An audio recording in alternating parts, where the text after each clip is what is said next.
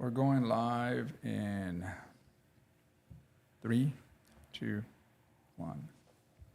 All right. Good morning and welcome to the show. This is the Weekly Jargon. I am Jose Rodriguez. And Rohi Zachariah. And together we are the Weekly Jargon, and we wanted to talk this morning about the recent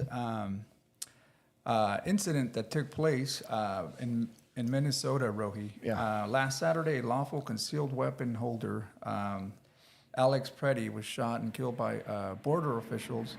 Again, and there was some outrage throughout the gun community because of how that video explicitly made it seem as if this guy was not really was a threat, but rather, just a bystander wanting to help someone. Yeah. So let's start off with that. We're going to start kicking off with some of our opinions here again. In this Weekly Jargon, we provide you a lot of opinion-based, but we go off of certain headlines that we read, and we'd love to get some conversation going. So, Rohi, go right ahead. Yeah, well, I guess here's where the divide is that, you got the general of Antifa, or this proposed general of Antifa, right after this happens, calling for essentially that side, whichever side you want to call them, to arm up, to like he's not sugarcoating it. He's saying literally grab your guns and, essentially trying to incite a civil war, and backpedaling on a lot of that, when he kind of understands what he's really asking for. And so you kind of have this, this one side that is, again, fed up, tired. And what starts to percolate out is reminding that side that not too long ago, just maybe 3-4 years back, when we had the riots going on, we had a young kid, and he brought an AR to basically patrol the streets during this protest and try to bring civil order, with the group of the people he had. His name's Kyle Rittenhouse, and that incident at the end, he gets chased after by a mob who starts attacking him, and he ends up shooting and killing 2 people and injuring a third. And at that time, I hate to say the left or the right, but the non-gun community was saying, how could you allow a gun at a protest? How could you let these people basically have arms during this kind of event? And they put him on trial. I mean, they wanted to hang him out to dry, and it was later shown through testimony that he was innocent. Now we've come full circle, and we're essentially having the same conversation, saying like, hey, they were just protesting. This guy happens to have a concealed carry. It should be lawful. And it's amazing because now both sides are coming together and saying, you know what, we agree. You should have lawful, the ability to protect yourself at a protest. And why that's interesting is California last year, with the passage of Senate Bill 2, ushered in something very interesting to that. It's prohibited in California to carry a concealed weapon at a protest. It's illegal. So now we have this huge divide amongst the country that says, one side says, hey, yeah, what he did was right, and this was wrong that we essentially assassinated him. And we have California saying like, no, it's against the law. You can't do this. So. Okay, but I mean, without trying to spin it, yeah, this is California. This happened in Minneapolis. It is. Plainview, where you have a video showing this gentleman. And again, not taking sides, but I'm looking at the video and how I believe a young lady was maced. He then went to her aid and tried to assist. He raised his hands up and said, hey, I'm just helping her out. Yeah. But I think because he resisted, and as they tackled him down, I mean, at least from what I saw in the video, and again, you could see different angles or different videos, but it seemed as if he was just trying to, hey, I'm good. But someone must have seen a gun, or I don't know that if he reached for it. I mean, obviously there's been different reports, but clearly from the video, I think it gave Americans an opportunity to see, hey, this guy was clearly not instigating. Correct. A fight or something to that nature. I think at the end he was left with, hey, these guys are going to attack me, and they must have seen the gun. And obviously, in that position where you're at, it's a thing of seconds. Yeah. And I mean, I think that's what really triggered the emotional reaction from a lot of people, not only from the gun world, but people that are just looking at, hey, is this government overreach? I mean, is this entity that's supposed to be enforcing our borders that's coming into cities, in many cases, almost like a police state, or I hate to use the word Gestapo, but almost in a way that people feel that this fear of government really coming in and terrorizing. And I use the words terrorizing because that's what's been heard over and over, is terrorizing the communities, right? Because not all people fit in that category of what they're after. And there's ways of doing that operation, whether you want to do it covert or you want to do it openly, especially in states that are in opposition of the current administration. Yeah. And I think that that's just another way of overreaching, but it's affecting people that have these concealed carry permits. And I think they should be concerned, because if this is happening to a fellow concealed weapon holder, then what does that mean for all those others? And here's the thing that I think struck me the most, Rohi, is that I've been through these classes, and I'm not saying that all those that go through it are going to have the best interest when they have them, right? But they go through it. Yeah. And they realize that having one is really, it can be very, very dangerous also. So you have to be very cautious, and when you use it, that's why it's called a concealed weapon. It's mainly for life-threatening events. So one can argue, was that a life-threatening event? Was I being threatened? Was I not being compliant? Yeah. And again, the Department of Homeland Security, they're going to say something different versus what people saw. So it's hard and it's contradicting, because what we see and what we hear from officials, it contradicts. And I think there's a lot of emotions attached to it. So I think that's the focus. And we had put up this picture before, I think several weeks back, we talked about concealed carry, right? Yeah. And, citizens that have armed themselves, but again, to protect themselves. And in this case, it seems like this community has now been impacted by this recent shooting. Yeah, again, it goes, I know the initial reports when it first happened, again, the gun community as a whole came out and really wanted to defend the actions of the ICE agents, because again, if you're going to a known hot zone, and like you said, you took the class. I mean, that's one of the things we talk about in the class is, if I am taking a gun because I'm knowingly going to an area where I may use it, that is something that actually goes against your ability to carry, right? So, like I would usually tell students, if normally I don't go to that one shady liquor store down the street because it's kind of thuggy, but I'm going to carry my gun tonight, and then all of a sudden you get into a shooting there where you have to shoot somebody, they're gonna ask those questions. Say, hey, why did you have your gun on you? Oh, well, because I know it's a rough neighborhood. Well, why did you go somewhere else? So that logic can be used somewhat against him to say, hey, why did you bring this gun to the protest? Oh, because I knew there was this agitation, there was a possibility to use it. Then why did you go to the protest? Yeah. You should have not been, Or why did you involve yourself so much into that situation?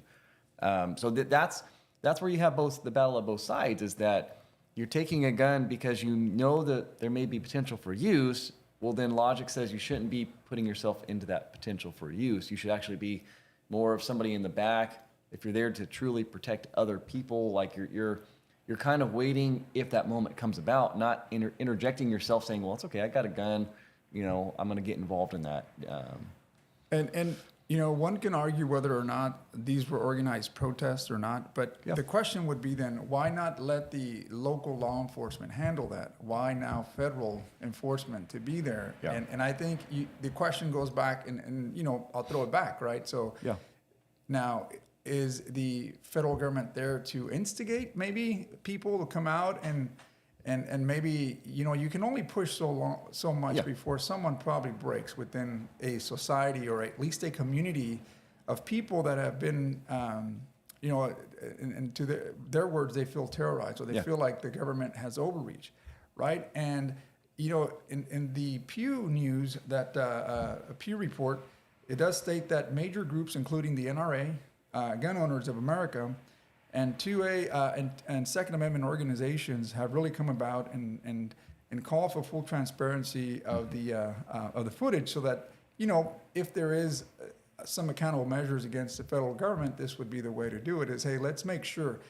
I think looking at that video and that reaction with people, it does something to you, right? Yeah. I mean, you can explain it the way you just did, and the federal government may have a story to it that says, hey, this gentleman came out knowing that we were going to have this protest and these people out here with armed, you know, federal agents. Yeah. And yet he decided to bring a concealed carry, right? I mean, you can spin Yeah, that story you that can. way.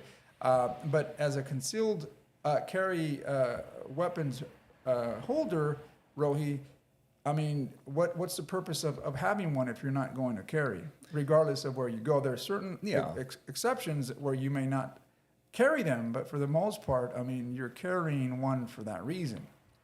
Well, I guess for me, I would say that I think for a lot of these protesters, what they were used to, because you said the right thing. You know, we're used to having the people that are, I guess, keeping the peace in a sense are usually just law enforcement. You know, it's not that's kind of how it's been for especially the last couple of years of, you know, whoever's protesting on whichever side, the people on the side are law enforcement. They're just your local police officers, and you know, depending on which state this is going on, they've been given more of a direction of try to be least aggressive, like don't show force, like try to be accommodating, I guess, as much as you can say to the situation. Maybe a little too much, because, I mean, when fires or vandalism or something happens, they're also not taking action.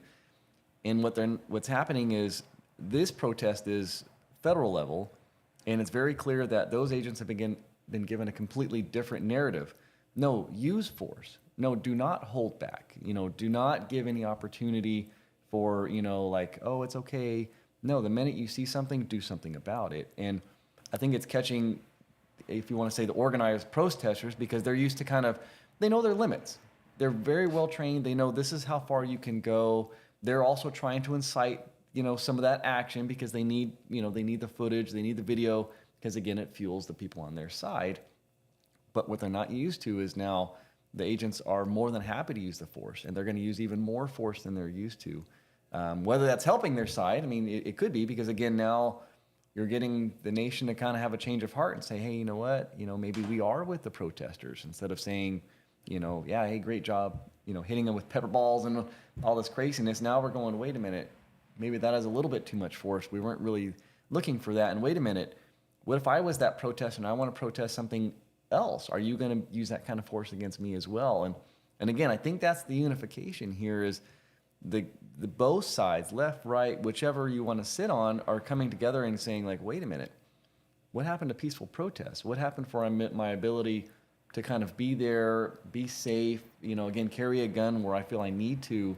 It's being eroded. And again, that's where I think you're seeing this shift of kind of, no, I don't like that. You know, I don't agree. Yeah, and I think you're starting to see that, especially with members of Congress that are on the GOP also starting to come out and start speaking against it, because whether or not the Renee shooting was an isolated incident, it's now a second incident. Exactly. Yeah. With similar patterns, right? Of, hey, maybe the first one was an accident. You know, people can see the footage, but I mean, when I'm not going to try to get into the details of that in the weeds. I think people can make an assumption of what took place and what happened, and they're going to react differently. Everybody's going to react differently depending on what news channel you're listening to and who's driving the narrative, right? But I think people that can see what's taking place, and it's taking place in these areas were highly urban, but again, a lot of the times they're blue states, right? They're not necessarily red states, they're blue states, and I think this was part of the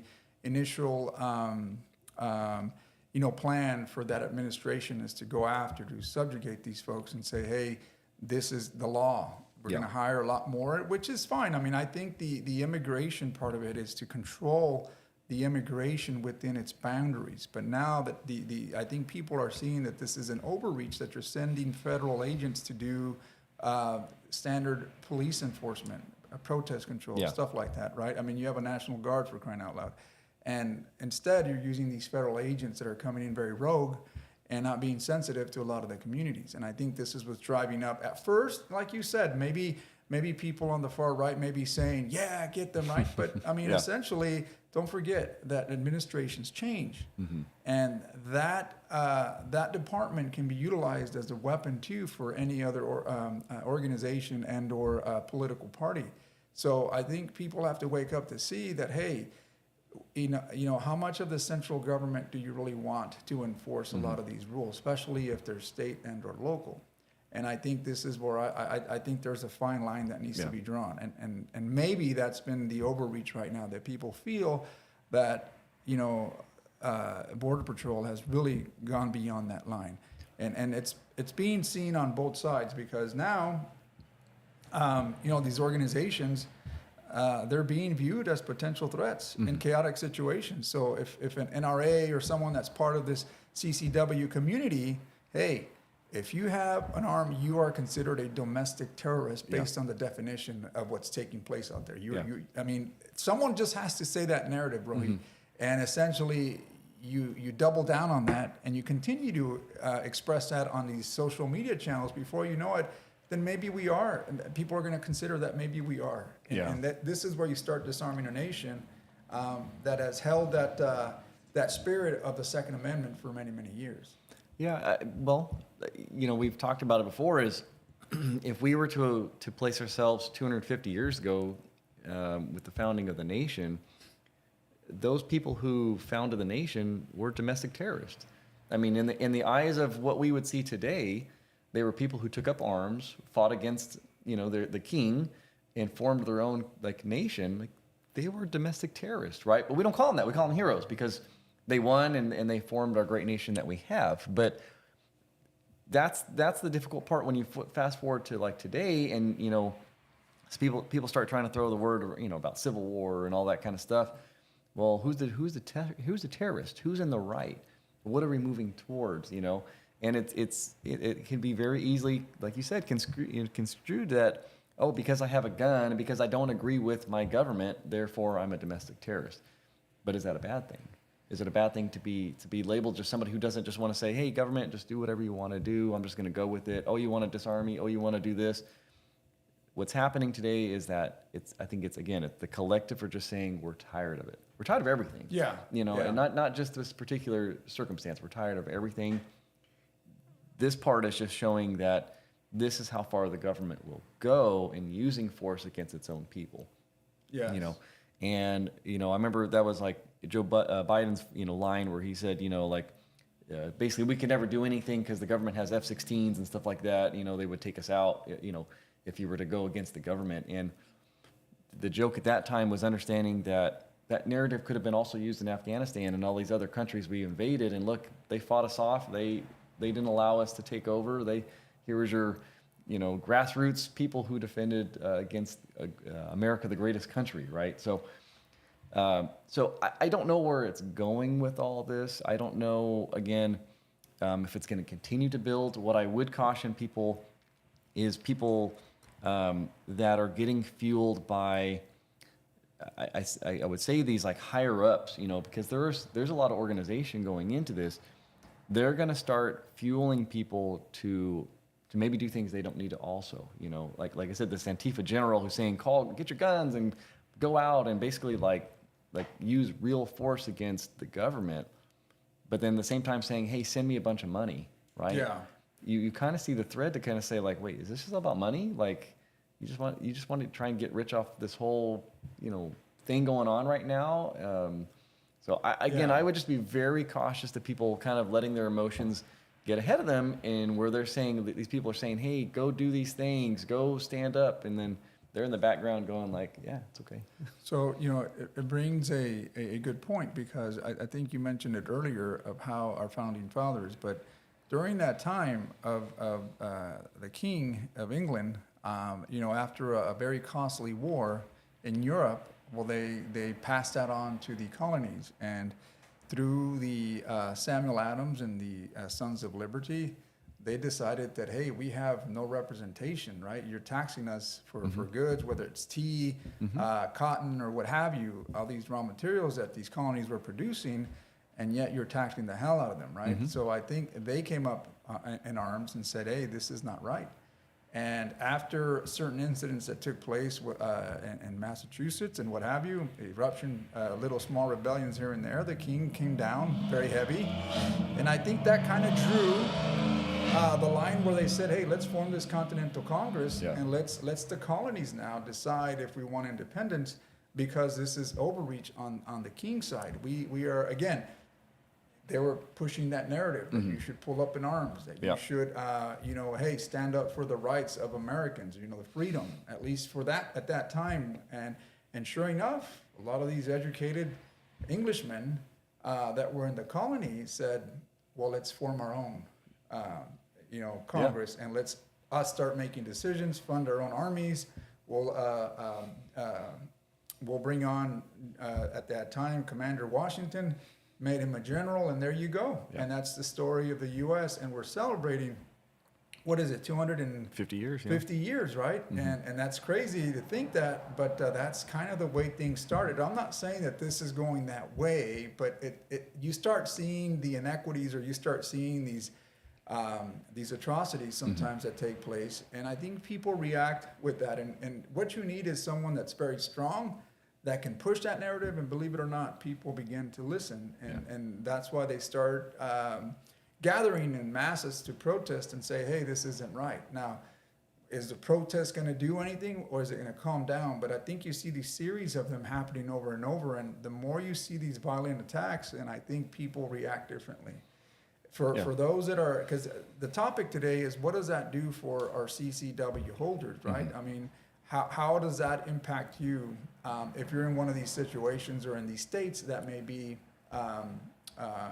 you may see a concentration of federal agents coming in, and I mean, are you safe? Is this something that could potentially jeopardize your permit? Yeah, again, being, if you take the California spin, it's understanding that, here in California, it's a prohibited action, that you are not allowed to be concealed carry at a protest. That's part of the new rules that came down. And again, not just that. I mean, we've talked about a little before that, and again, you can say why California has decided that, but also the idea of these, like, again, the militias, or the training of people in these aggressive acts is also against the law in California. So when you look at it, you realize that, maybe a lot of this doesn't happen in California because California has already demonized these kind of actions, right? Like if Minnesota or any of these places had, where you can't have these, like, you can't conceal carry at a protest, that this guy would now be, there wouldn't we have this conversation, right? We would just say, oh, he's violating the law. It was a justified shooting to him. But we can't, because it was a legal thing he could do there. The forming of these groups, like, these protesters are organized. They're very trained. They're funded. I mean, you talk about, they show the food and the materials and everything that they're given. They talk about how even some of these that are in the mix, they're getting paid to be there. Because you got to remember, Jose, you're gonna just stop working and all of a sudden just full-time protest with no money coming in? No, there's something to the lifestyle, right? Like, you're getting money, you're getting food. They give them, there's these places they can go live in. So. I do feel that there may be a good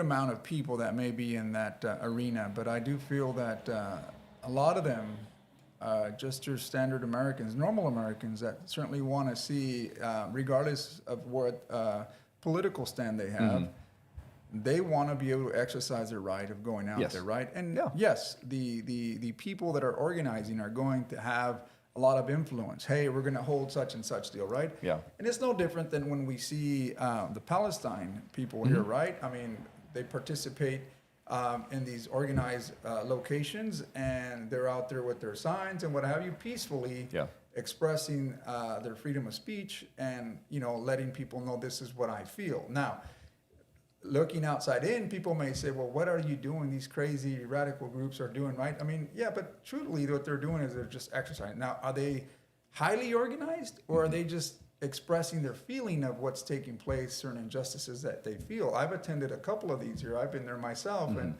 I didn't go there organized. I went in there to see, okay, what's going on? I know you, you're business owners, you guys are from the community. Yeah. How can I assist you in maybe championing your cause, or just learning about what the cause is, right? And some people attend these in that fashion.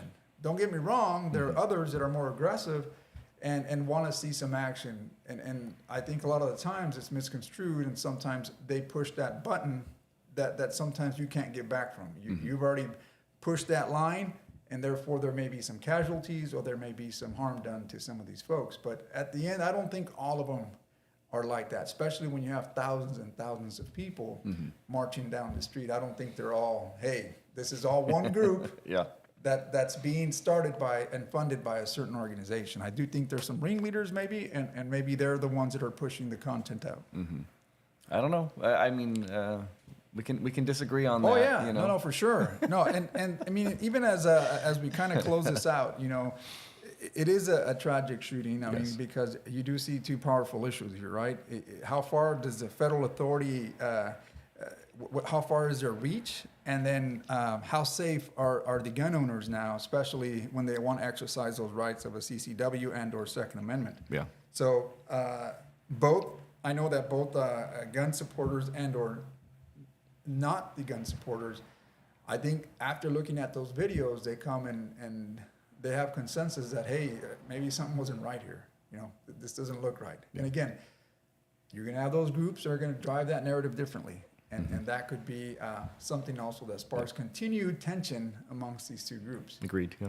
So in California, though, Rohi, are we facing those issues? Let's bring it back here locally. Yeah. I mean, we don't really see that here in Madera. We hope that doesn't come to our community, but we do see peaceful protests, and I think we support peaceful protests because we haven't had any issues where things get out of control, where you may need a National Guard and or, in this case, the Immigration and Customs Enforcement. But again, okay, going back to, again, when we were talking about the open carry, the point of the protest, we like to throw the word peaceful and whatever. The point of the protest is to make a statement and look for change. And I think, again, when we look back at the history of why California, again, closed off the open carry, is because it did work. It sent a message. It said, here we are, we have guns, and we're going to stand up for what we believe in. And what we're doing now is we're backpedaling and saying, well, wait a minute, you know, it should all be about peaceful protest, and we should just stand there. And they're realizing that, again, if you look at all the movements that happened in the last 5-6 years, they weren't effective because they were peaceful. They were effective because they were not peaceful. All of those movements at some point became, you know, agitated. They began vandalizing and burning and more destructive and showing the force, because that's what you have to do. You have to, at some point, show force, or else otherwise they just don't take you seriously. And I think that's the narrative that they've been given, and they go with it, and it's working. So to say, like, you know what, hey, there should be no guns, there should be no open carry, there should be, you know, it should be all peaceful, you shouldn't even be able to say anything, you shouldn't be able to yell at people, you can't get in people's faces, you know what I mean, you maybe got to be like 10 feet away from anybody that is a law enforcement agent. Like, at what point do you go, that's not the point of the protest. The protest is to get action, to get a change, or to stop something that's going on. So I know that's kind of the narrative is on the one side at this point, and it's becoming collective, is just to say that the aggression part, the scary part, unfortunately has to happen if they want true change, if they really want ICE or whatever the next thing is going to be. If they want them to stop and leave, they're going to have to realize they're outgunned. Like, this is not the right way to go. And I hate to say that. I'm not calling for people to go be aggressive in these situations, but understanding that that's why some people believe that, because again, right now the agents there believe they have the upper hand, and they do. They have they have more power, and they're willing to use it. That has to change. I think the American public, being your citizens of this country, I think they try to abide by most laws, right? And governed by laws, because that's who we are. We're people that are governed by laws.